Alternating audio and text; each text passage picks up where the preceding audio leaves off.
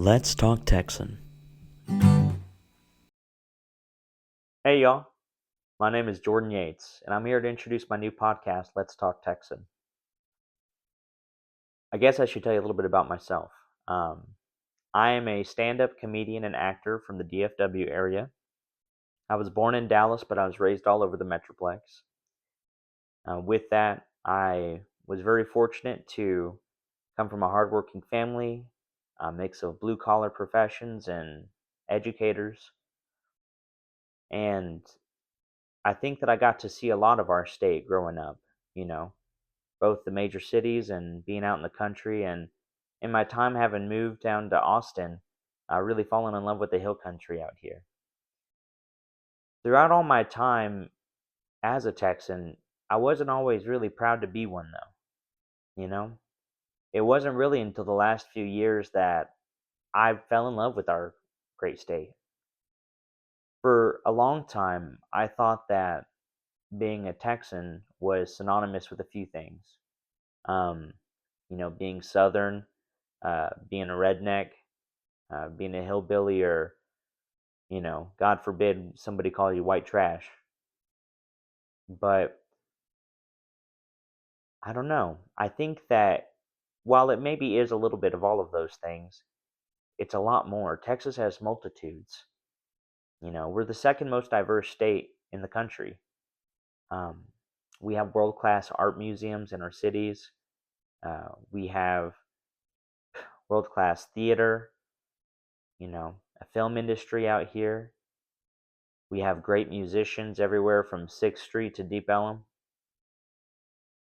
And all of those things are just as much a part of Texas as anything else. Just as much as the cowboy boots and the cowboy hats and horses and cows and everything else. Although anybody in Texas knows you don't call them cowboy boots, you just call them boots. But I I couldn't vibe with what I thought and what maybe other people made me think Texas was for a long time. I very fortunately have part of my family that came to this country as immigrants not too long ago. I grew up around my grand-mère, um, who came here after World War II and spoke French in the house, and unfortunately probably gave me too much coffee when I was a kid, and is the reason why I'm so short, genetically and otherwise. Um, although, I guess when you spend your childhood escaping from Nazis, you learn to savor the simple things like a little cafe au lait for the kids. And for a long time, that was the part of my identity I really liked to embrace. I really wanted people to know that I wasn't some redneck or some hillbilly, or anything else. I wasn't white trash. I was cultured. I spoke a little French, and I'd been places, and I'd been to museums, and I studied the arts. I'm sorry, you guys can probably hear my dog crying back there. He's having a little nap and chasing after something. Um, put a picture of him up right here. But I realized just a few years ago, and it's funny enough, it happened at a Willie Nelson concert, that as much as I wanted to lean into, being from an urban city and that part of my ideology and that part of myself, um, there was also just as much of the country boy that, you know, was put into me from my grandparents and my parents as well. Um, and I realized, I don't have to align with what anybody thinks Texas is.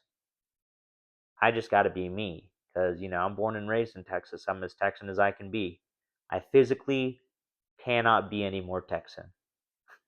And a cowboy hat isn't what makes me Texan, you know? Wearing boots isn't what makes me Texan. Just being my gosh darn self, you know? And I wanted to explore that with this podcast.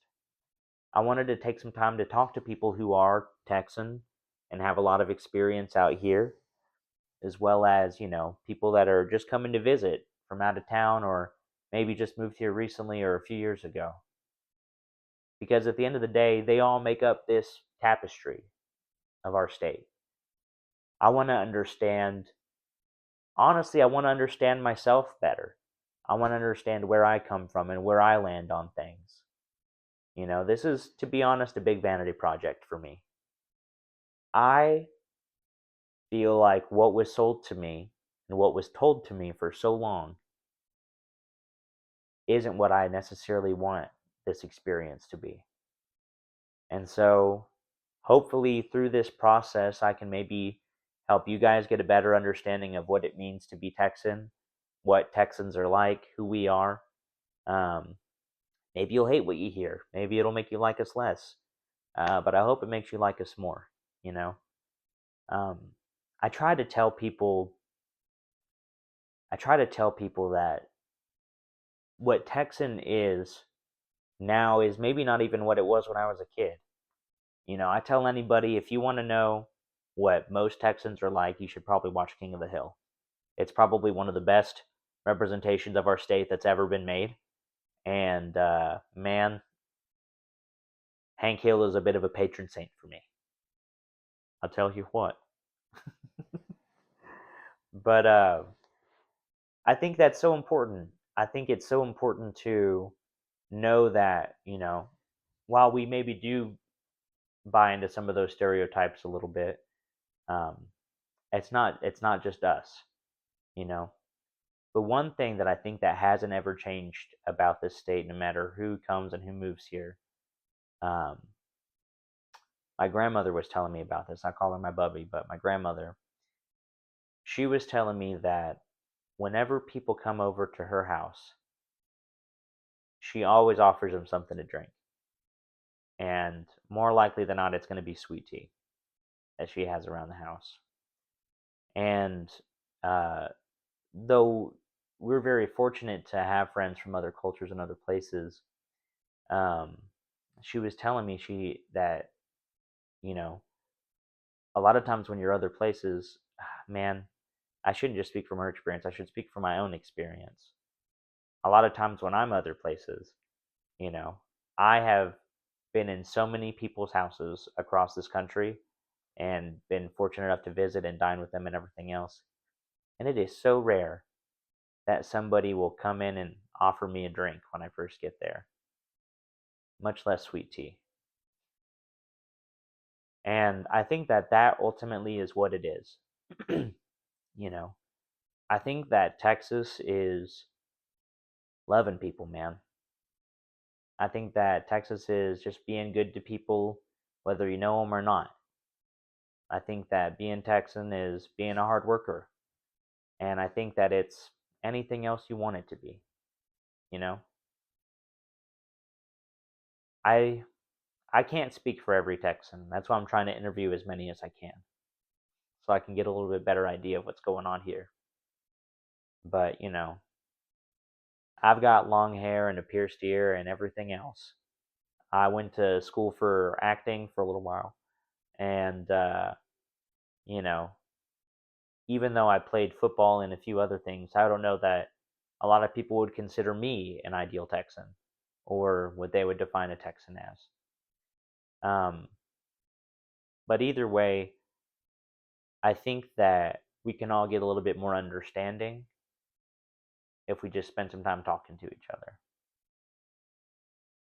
And I would like to hope that being Texan and talking Texan is that kind of understanding, that we look out for each other and that we try to get to know each other a little bit better and be better people from it. So, with that being said, guys, let's talk Texan. I hope you like it.